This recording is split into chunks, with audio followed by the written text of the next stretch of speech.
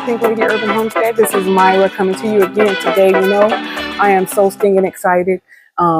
It's August and it's July, getting ready to be the 1st of August. And as you can see, it's pear season. Pears everywhere. I only have one tree and I'm telling you, I have enough for everybody to share with me. And I was so excited that I got started working and totally forgot. Why not bring the friends and the family and my veteran friends along for the ride and let you know what I'm doing today? Well, today I'm going to be preparing these amazing pears 3 different ways. I'm making juice. I'm making apple sauce. I'm sorry, I keep saying apple. Pears. I am making pear juice. I'm making pear sauce.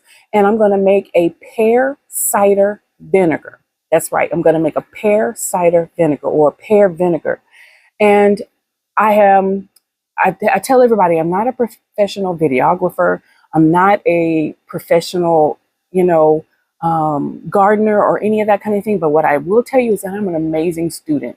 I love to learn. I have learned to love to garden, and the mental health aspect of being able to learn something and convert it into something not only useful but beneficial is definitely good for not only the psyche but the well-being of the body, mind, and spirit. And that's what we're all about here at the Pink Lady Urban Homestead. So sorry for the late invitation, but I wanted to take you along through the process. And this will be a multi-part series to show you what we did from beginning to end. So what I've done is I went out and I gathered the pears, washed them off, and that's what's in this bowl right here.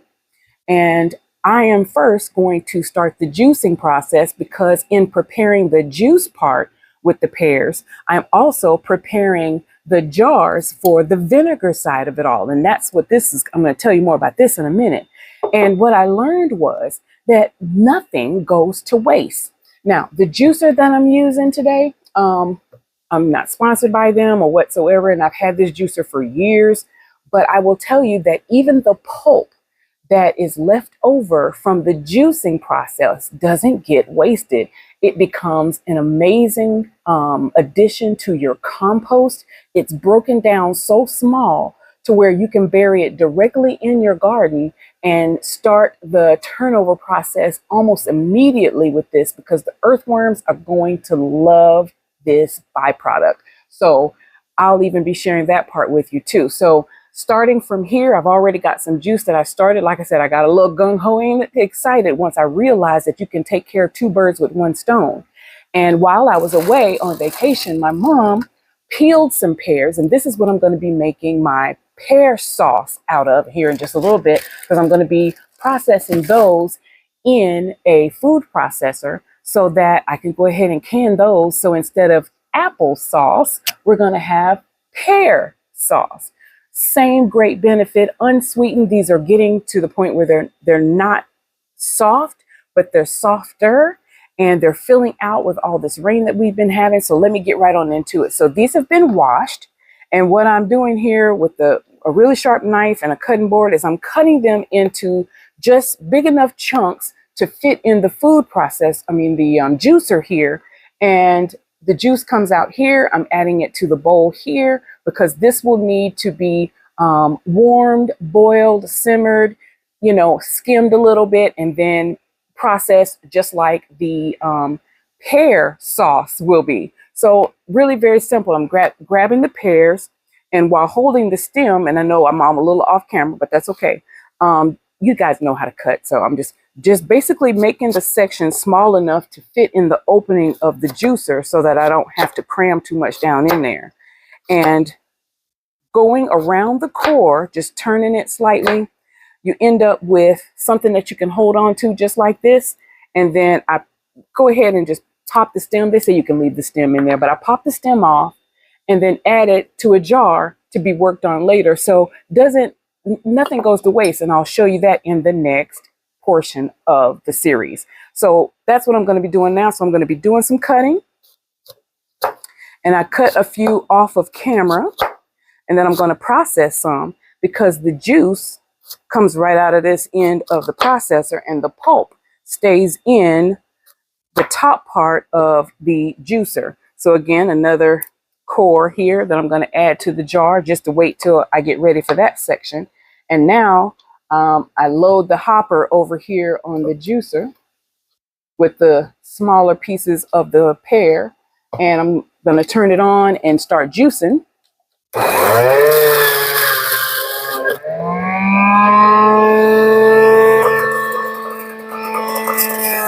And keeping this process going until I get all the pears done. And then we'll be back in just a little bit. I'll be putting the juice on the stove to get it processed in the jar, ready to go in the water bath canner. Very easy process here. Skin and all.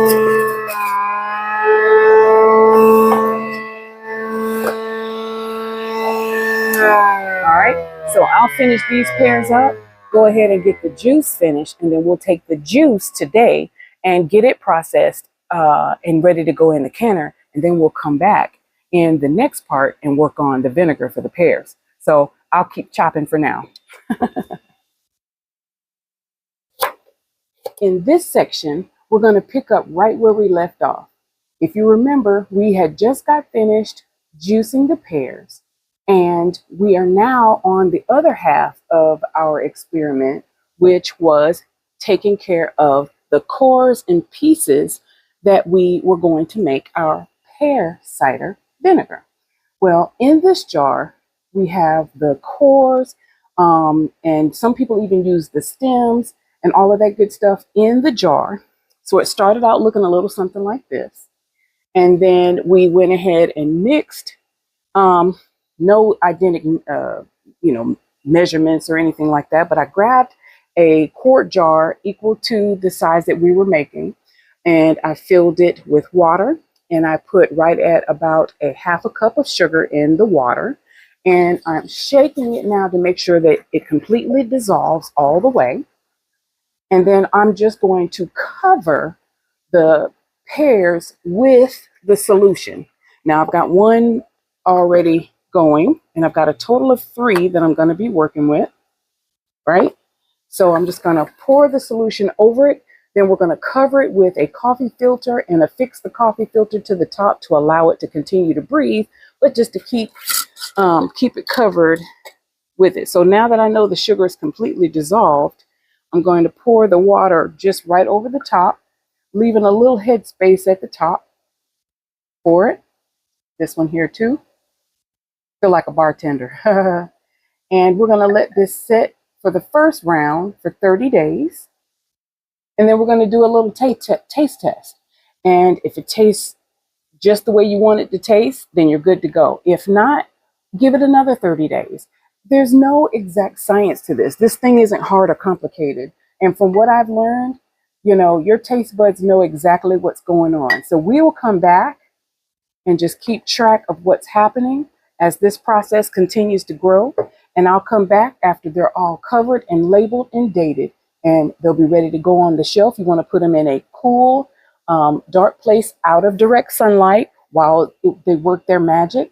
And we're going to cover these with coffee filters with the date and all that good stuff right on the coffee filter and the label, so that we know exactly when we can these. I may even go ahead and put the label on the glass just in case if something happens to the coffee filter label. So come back and I'll show you what this looks like as we finish up our next section of our. All right, friends, here we go. The vinegar is labeled. The coffee filters I doubled up. And with ballpoint pen, I wrote the label and the date that this was set so that I know, chronologically where we are and what's going on. And I think that we're off to a great start with this experiment while we are preparing the pears. But remember, we're not finished. We got another piece of this preparing the pears segment coming right after this. So don't go anywhere. And if you want ideas on what we are doing as far as the canning process, check out some of the other videos, because I have many pear and preserving projects that I've done over, my learning process, and I want to share each and every one of them with you. but the canning has already been finished with the pear juice, and we'll take a look at that next.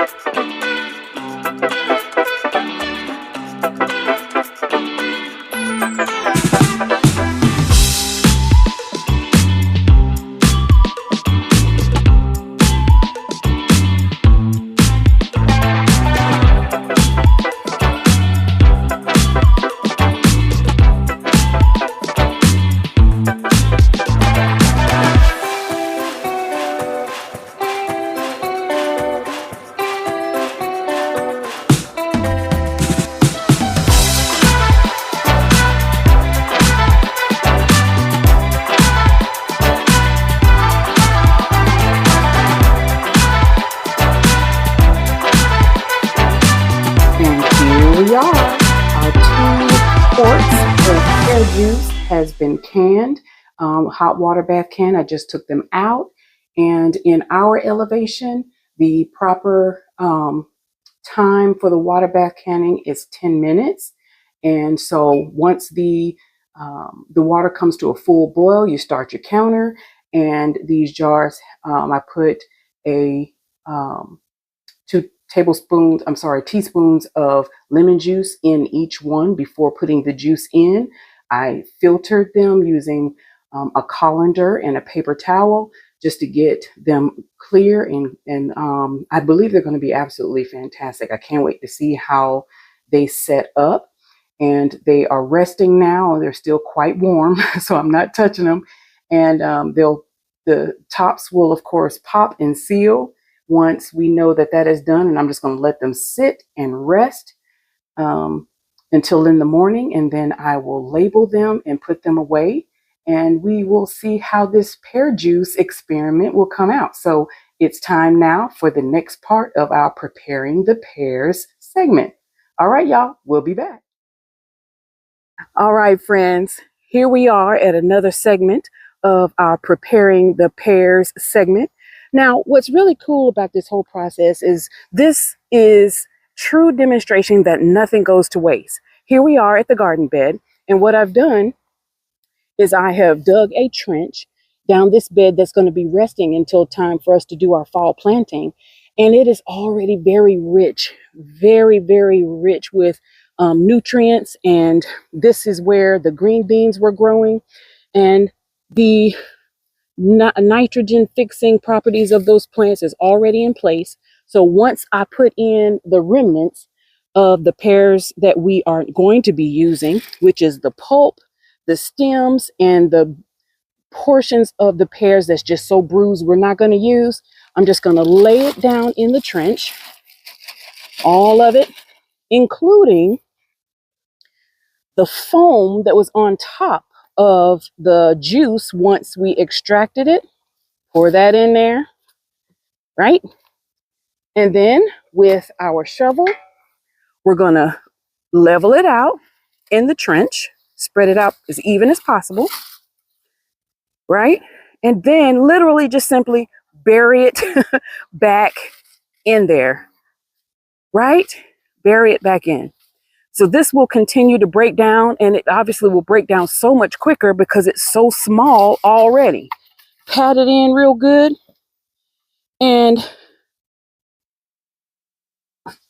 the goodies that we plant in this section will be so happy to get those nutrients. So let's go back inside and get finished with our pear project.